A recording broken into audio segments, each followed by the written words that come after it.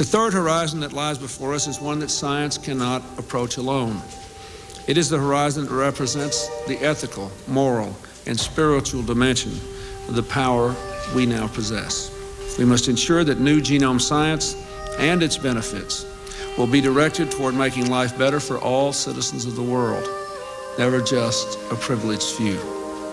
And as time has passed in the modern era, in the last, let's say 50 years, ideas have popped up for how you might do this, but they were too sloppy to use in human beings.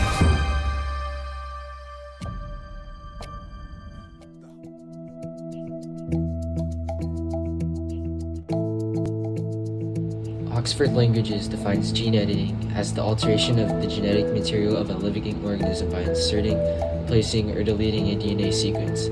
With gene editing, especially with the invention of CRISPR, there's a limitless potential for what we can do. So CRISPR is a gene editing system, and you can think of it as a word processor or Microsoft Word for the genome. But the genome is not in Microsoft Word. And so the way the CRISPR-Cas9 system works is that you can give it a short strand of RNA. And this RNA has been pre-programmed to recognize a specific DNA sequence in our genome. And Cas9 is the protein, and it takes this RNA and then it goes into our DNA, our genome, and searches along the DNA until it finds a place where the RNA and the DNA match each other. CRISPR-Cas9, a technology of gene editing, is an advanced technology that has endless possibilities for the human race. The origins begin with a bacterium called CRISPR, that stands for clustered, regularly interspaced short palindromic repeats. However, the special thing about CRISPR is it uses a special protein called Cas9 to fix itself when injured.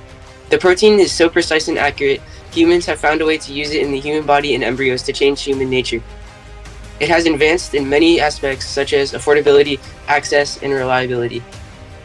It's pretty remarkable that even in just over the last 10 years, this CRISPR-Cas9 system that was just being researched and studied in academic labs is already now helping patients as an FDA-approved therapy. But just last year, we got our first CRISPR product that was approved by the FDA.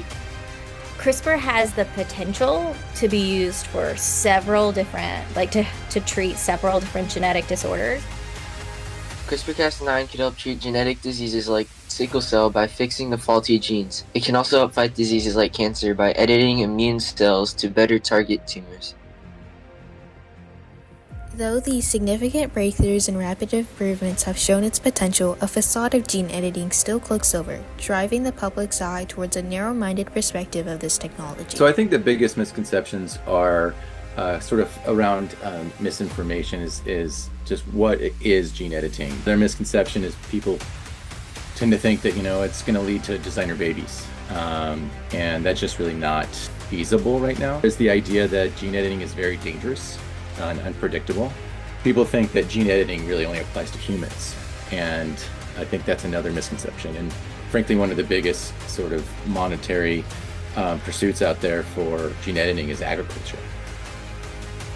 Information is constantly circulating through the news, articles, and social media, often resulting in a mix of conflicting messages, making it difficult to distinguish fact from fiction. Not only is media a cause for misconceptions, but culture, religion, and personal beliefs also play a big role in public opinion. Two Pew Research surveys showed that 42% of adults have never heard of gene editing, and 60% of Americans believe it could have negative effects. Many Americans are not only unfamiliar with gene editing, but those who are often focus on its potential risks. With additional misconceptions, it's even more challenging to promote the power of gene editing. With gene editing and the development of CRISPR, we have the power to drive transformative change. However, this change can only be seen through proper collaboration of three different sectors: society, science, and law. Of course, with great power comes great responsibility. We must act. We must act knowing that our work will be imperfect. We must act knowing that today's victories will be only partial. With the growing future of gene editing and CRISPR, legal implementation must also be strengthened to keep up with rapid changes. When different arguments such as germline versus somatic editing and ethical concerns circulate without order, communication is ineffective, taking a toll on producing a technology that can save lives. Proper oversight and regulations must be created to ensure the protection of society. I think having a permissive approach for non-human gene editing makes sense in general, but I think it should be tightened up a little bit in the U.S. The appropriations rider is not a full, fleshed out, thought through piece of legislation. Knowing the current power and future potential of new technology, and especially gene editing, the future is in our hands, and what we do now will affect the turnout of the future.